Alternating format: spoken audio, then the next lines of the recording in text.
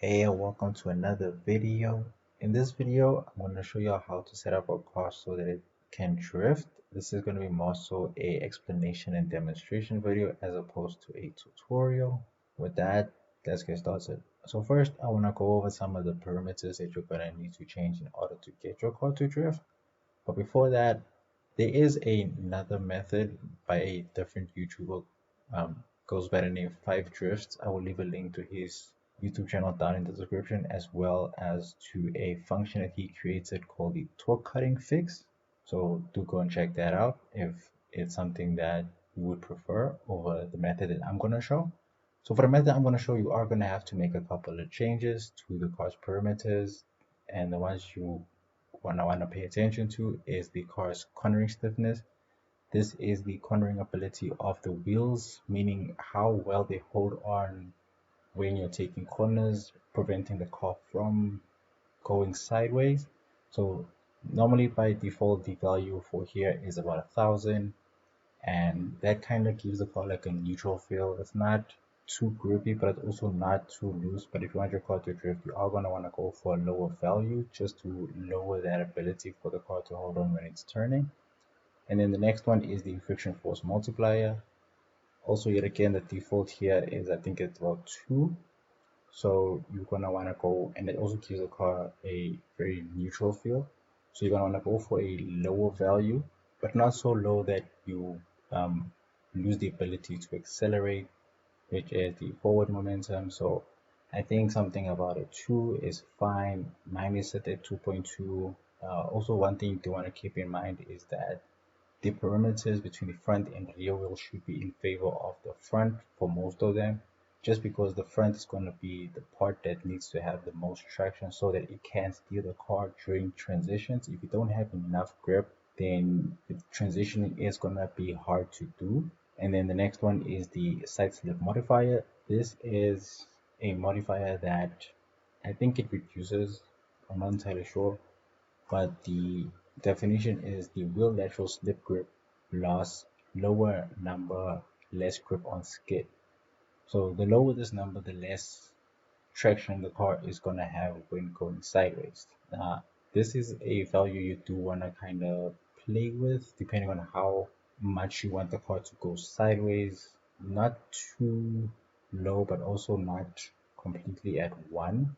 Mine is set to 0.97 because this is the front wheel, so I wanted to have a little bit more traction because it is the part that's going to be directing the wheels. But as opposed to that, the rear is set to 0.82. So as you can see here, it does have a lower value. The same for the friction force multiplier. It does also have a lower value than the front. As I said, it's because you want the rear to slide out much more easily and more freely than the front, which is supposed to steer the car. And then the next one is the slip threshold. This one is just for forward momentum. So if you want the car to slip a bit, you can lower it, but for the purpose of drifting, it doesn't really matter. The one you do want to pay attention to is the skid threshold. This is how much force is going to be required before the rear kicks out. The lower the number, the easier it is for the rear to kick out, how easy it is for the car to start slipping and sliding sideways. The higher the number, the more it's going to resist the slide. The lower the number, the easier it's going to follow along with it.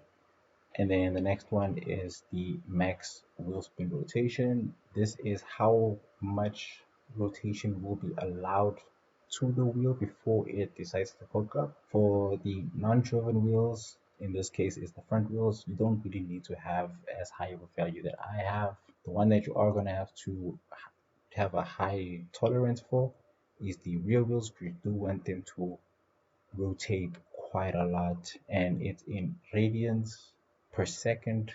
I don't know exactly how much that is, but I'm assuming something like 63 is, especially 63 per second. That is a very high number, so it's going to allow a very large degree of slip before it decides to hook up. And then the one for the front wheels you want to pay attention to is the max steer angle. Mine is set to 66. This is, I think, more so in the realm of Formula Drift cars. Somewhere between 60 and 70 is sweet spot where you want your car's max steer angle to be, because it will allow you to have larger angles than if you were to go with the standard for most production cars, which is about somewhere between 40 and 50, which will give you a smaller window to be able to save your car during larger angles. Somewhere between 60 and 70 is the nice sweet spot. Get those nice large sweeping angles in and then still be able to perform transitions as well. And here I have a lateral slip graph. These come from the YouTuber, I hope I'm saying that right, DeVaughn. I will also leave a link to his YouTube channel down in the description. I watched one of his videos and I saw these graphs and I tried them out. And this is actually how I ended up being able to make the car drift the way that it does. I will show you how it handles in a bit. There is a graph for the front and the back. So for the front, this is what the graph looks like.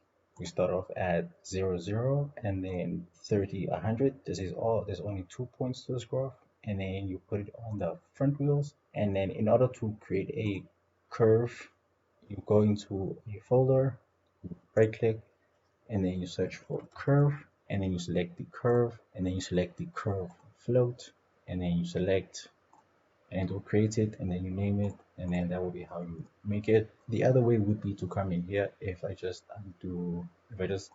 kill this and then you have the option here to create external curve and then you select your folder and then you create it from here. So let me just put that one back and then we get to the suspension.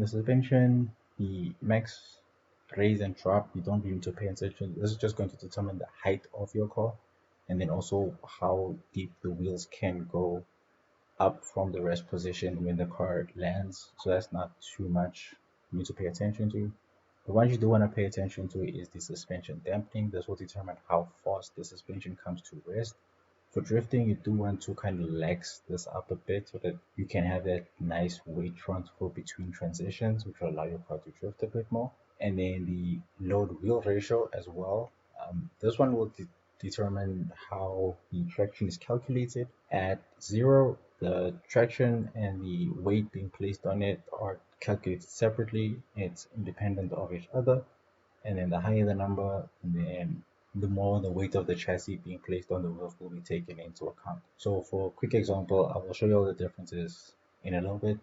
At 0, the calculation of traction is completely independent from the weight.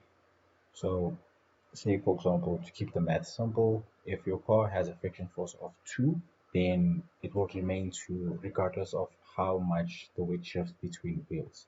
If it's something at like 0.5, then if the car shifts, say for example, to the left, and then the left will have higher grip value than the right side. So to keep the math simple, if it's 2 for the wheels, then when the car shifts, the 2 on the left will then become a 3, and then the 2 on the right will become, say, like 1.5, because the weight of the car has shifted towards the left, so it's now in favor of the left. So that weight that's been placed on there increases the traction, and then because of the lack of weight on the other side, it decreases the traction.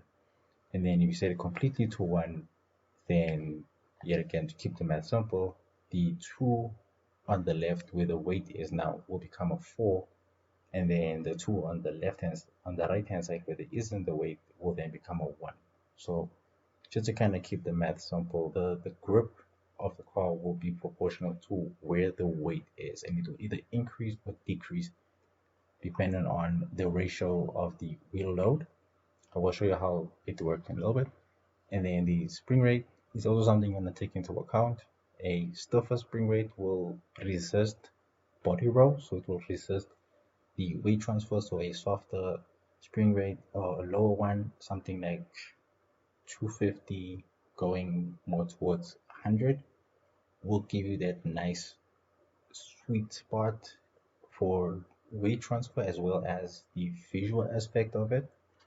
And then the spring preload, this is just how stiff the spring is initially. So when you get spawned in, when the car is at its rest position, how stiff are the springs.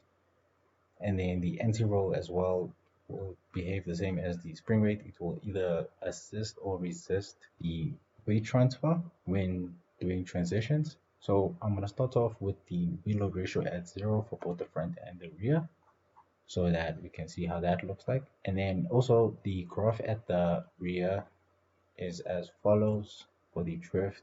The first value is at 0, 0. The second point is at 600, 150. The next point is at 2,400 and 300. Point after that is at 3,000 and then 450. And then the next one is at 7,400, 450. And then the last one is at 8,400, 300. So that is the graph for the rear wheels. So now we're going to check out how the car performs. Oh, and then the last thing I do want to say before I go, if I forget and start demonstrating, is I do use a custom steering curve. This is because I am using the keyboard and mouse. And what the steering does is it simulates input. So what I mean by that is the values are at, this is a normalized of your max steer angle. So when the car isn't moving, when it's just standing still, I have full steer angle. And then up to 40 kilometers, I yet again have full steer angle. But as the car goes faster, once you get to 70 kilometers, I only have about 65% of the max steer angle when I'm holding the directional button down. So this is to simulate how it would be in real life, because when you are actually steering your car, you don't always use the max steer angle. You usually just use a percentage of it to stabilize the car, and then you only use as much as you need. But now we can't do that with digital inputs of the keyboard. So you use a custom steering curve such as this to simulate that, so that when you are holding it down, the game will only give you a certain percentage of what you want when your car is going at a particular speed. So that's another thing to keep in mind. Let me just compile and then save, and then we're gonna play. So with the wheel load ratio at 0, you can see visually it is very lively. You can see the car moving around a lot, but the car does drift quite well. You can also see the steer angle is assisting with resisting the big angles and keeping it under control.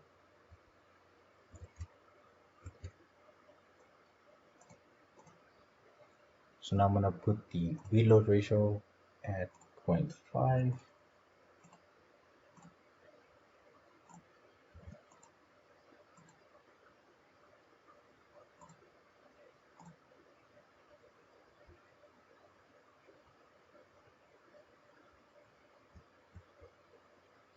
And then as you can see, it's a little bit less lively, but you can still see the weight transfer happening. It's just a little bit less, there's less movement than with it at 0,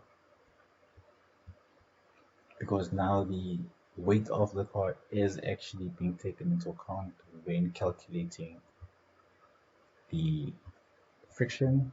So now it is a bit more, I would say, in the realm of like a simcade, where it still has that arcade type movement, but it's also a little bit more realistic simulation.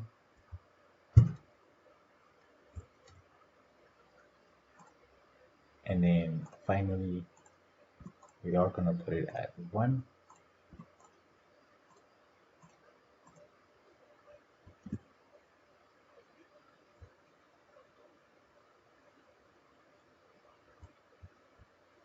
And then as you can see, the car is a lot more stiff, because my suspension is actually quite stiff. It sets at 300, but you can still see some of the weight transfer happening, and the car is actually more controllable than the other two examples, because the weight is being affected as to how much traction the tires have.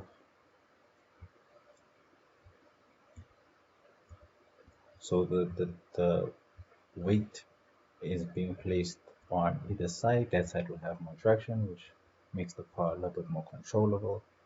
It doesn't mean the car won't over rotate, it just means that you now have a much larger window to save the drift as opposed to before. But maybe that is just from the way I drive, or because of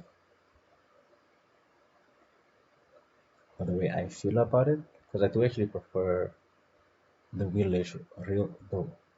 wheel load ratio at 1, because I do kind of seem that I do have more of a window to save the car at. I mean, I am quite terrible at drifting, but I do still think I'm doing pretty decent at it.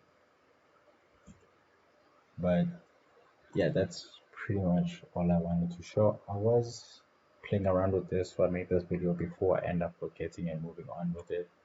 So I just want to come in and then make the video. So that brings us to the end of this video, and until the next one.